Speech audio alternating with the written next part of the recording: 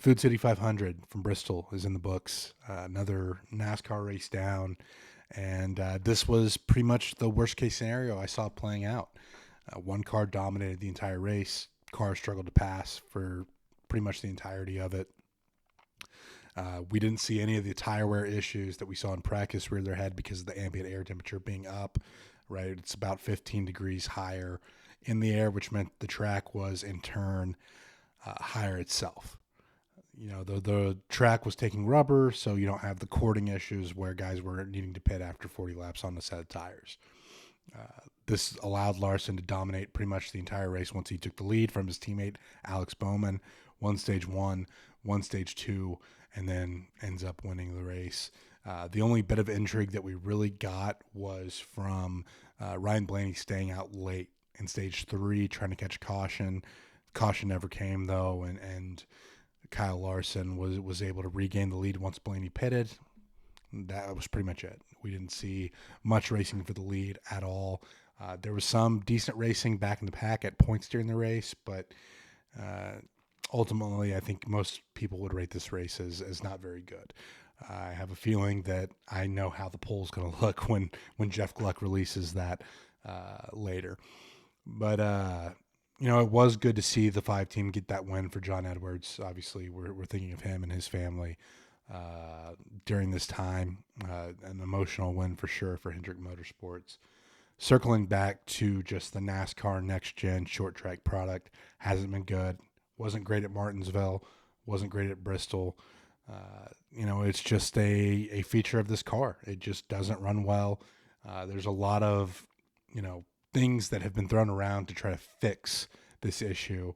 I think the higher horsepower is probably the only way I see it getting better with this current setup in this car. I know NASCAR is going to try to work overtime to try to figure out how to make this better, but the short track product is just not good right now. That's just the way it is. It's really frustrating. As far as the race itself, we had one incident that resulted in a caution with Shane Van Gisbergen spinning under Cody Ware. Not that you need cautions to have a good race.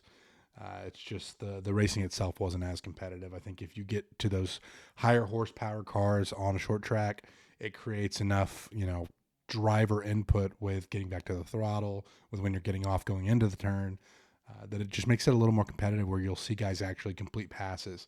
Whereas now at Bristol, it takes you 3 or 4 laps to complete a pass, right? Like guys aren't able to just, set it up and complete it in one turn.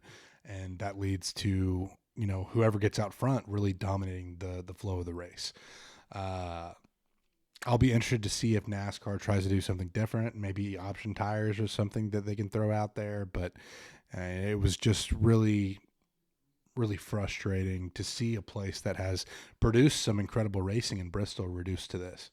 And I want to be clear, not every NASCAR race is destined to be fantastic. You're not going to see side-by-side battles every time. You're not going to see last lap passes for the win every time.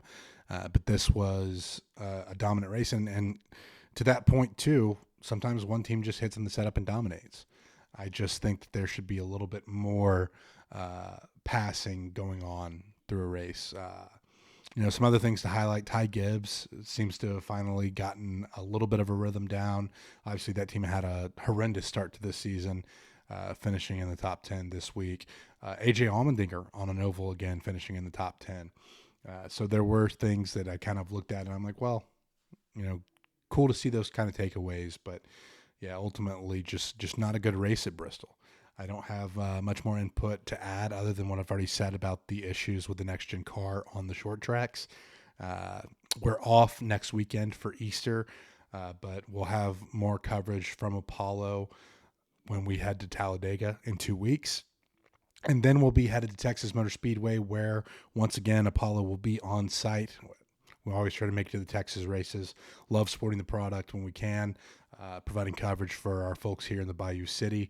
Stay locked into Apollo for more NASCAR coverage, and we'll see you next time.